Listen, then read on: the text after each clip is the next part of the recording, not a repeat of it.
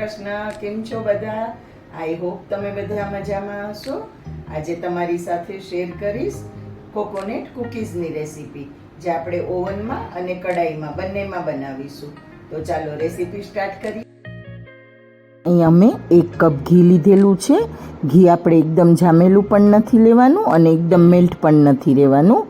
આ રીતનું આપણે ઘી લેવાનું છે, થોડું પીગળેલું હોય એવું. અને અડધો કપ મેં પીસેલી ખાંડ લીધેલી છે. તમે ખાંડની જગ્યાએ સાકર પણ લઈ શકો છો. હવે એને સારી રીતે આપણે એક જ ડાયરેક્શનમાં ચલાવતા રહેવાનું છે 2 થી 3 મિનિટ સુધી, જ્યાં સુધી એકદમ એ ક્રીમ જેવું ના બની જાય, સ્મૂથ બેટર, ત્યાં સુધી આપણે સતત એને ચલાવતા રહેવાનું છે. એટલે આપણે જે પીસેલી ખાંડ નાખેલી છે એમાં બિલકુલ લમ્સ નહીં બને. મેં અહીંયા સતત 3 મિનિટ સુધી એમને મિક્સ કર્યું છે. તમે જોઈ શકો છો આપણું મિશ્રણ એકદમ સરસ સોફ્ટ બેટર હોય એ રીતનું બની ગયું છે.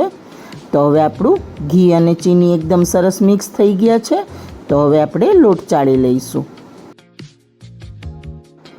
તો હવે આપણે લોટને ચાળીને લેવાનો છે, એમ જ નથી લેવાનો.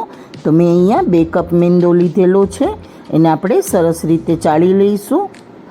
એટલે એમાં બિલકુલ જ લમ્સ ન રહે, કોઈ ગાંઠા હોય તો એ પણ નીકળી જાય, એટલે ચાળીને લેવાનો છે.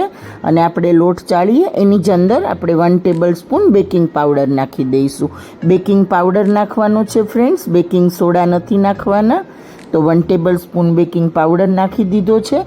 હવે જે આપણે ઘી અને ખાંડનું મિશ્રણ બનાવેલું હતું એ પણ લોટમાં સરસ રીતે મિક્સ કરી દઈશું. ઘી અને ખાંડનું મિશ્રણ આપણે લોટમાં રાખી દીધું છે. હવે એની અંદર આપણે છીણેલું ટોપરું હોય તો એ લઈ શકો છો, પણ તમે ટોપરાના બદલે જે આપણે કોપરાનું બૂરું આવે એ લેશો તો વધારે સરસ એનું રિઝલ્ટ આવશે. એટલે મેં અહીંયા કોપરાનું બૂરું લીધેલું છે, 1 કપ લીધેલું છે. તમે જે પ્રમાણે લોટ લો એ પ્રમાણે લઈ શકો છો. તમે જો અહીંયા ફ્રેશ છીણેલું નાળિયેર લેતા હોય તો એને તમારે થોડું રોસ્ટ કરી અને પછી મિક્સચરમાં પીસી અને પછી લેવાનું છે. હવે આપણે મિશ્રણ સરસ રીતે લોટમાં મિક્સ કરી દીધું છે, પણ મને હજુ થોડી જરૂર લાગે છે. તો હું અહીંયા 5 ટેબલ સ્પૂન જેટલું મેં પહેલાં દૂધ નાખેલું છે.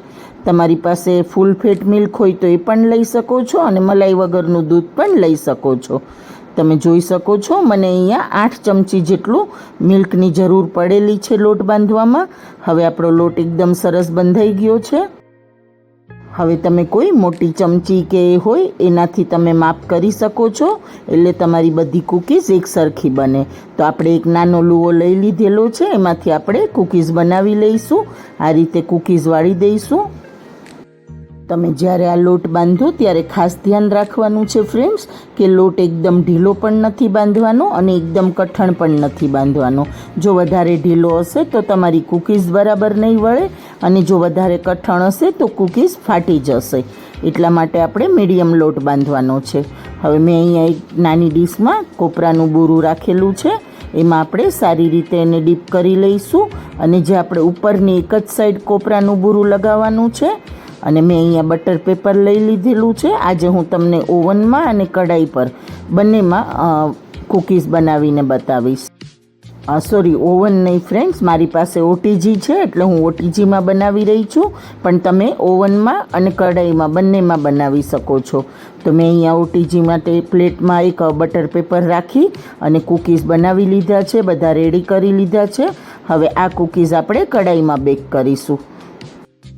અહીંયા ઓટીજીમાં જે પ્લેટ મૂકવાની છું, ટ્રે મૂકવાની છું, એમાં 9 કૂકીઝ બનેલા છે, અને 6 કૂકીઝ આપણે જે કઢાઈમાં બેક કરીશું એમાં એક થોડો નાનો લુઓ વધતો હતો તો એક એકદમ નાનું કૂકીઝ બનાવેલ છે. અને કઢાઈ મેં 10 મિનિટ મેં મીઠું નાખીને પ્રીહીટ કરી લીધી છે, એટલે એકદમ ગરમ છે આપણી કઢાઈ. તો એની અંદર આપણે જે પ્લેટમાં કૂકીઝ બનાવીને રાખેલા હતા એ બેક કરવા મૂકી દઈશું. કઢાઈમાં આપણે 30 થી 35 મિનિટ એને બેક થવા દેવાના છે. અને હવે આ ટ્રે જે આપણે ટ્રેમાં બનાવેલા છે એ ઓટીજીમાં મૂકી દઈશું. એમાં હું અત્યારે 10 મિનિટનો ટાઈમ સેટ કરી રહી છું. તમે જોઈ શકો છો આપણા કૂકીઝ સરસ રીતે બેક થઈ ગયા છે.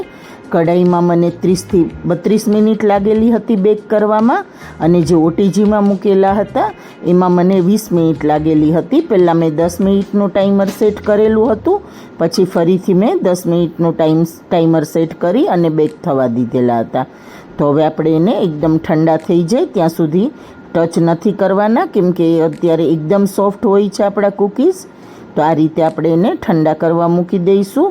તમે જોઈ શકો છો કઢાઈવાળા કૂકીઝ આપણા એકદમ સરસ થઈ ગયા છે. હવે આપણા જે ઓટીજીમાં હતા એ કૂકીઝની તમને હું બતાવું છું. એ કૂકીઝ પણ આપણા એકદમ સરસ બેક થઈ ગયા છે. 20 મિનિટ લાગેલી હતી ફ્રેન્ડ્સ, પણ આપણે જે કઢાઈમાં કૂકીઝ બેક કરેલા છે એ એકદમ ફૂલેલા છે, તમે જોઈ શકો છો. તો તમે પણ એકવાર આ રીતે કૂકીઝ બનાવીને જરૂરથી ટ્રાય કરજો. અને તમારી પાસે ઓવન કે ઓટીજી ન હોય તો તમે કઢાઈમાં પણ બનાવી શકો છો. મારી આજની રેસીપી ગમી હોય તો મારા વિડીયોને લાઈક, શેર અને કોમેન્ટ જરૂરથી કરજો ફ્રેન્ડ્સ. નવા હોય તો સબસ્ક્રાઈબ જરૂરથી કરજો, અને જો ફેસબુકમાં જોઈ રહ્યા હોય તો લાઈક અને ફોલો કરજો.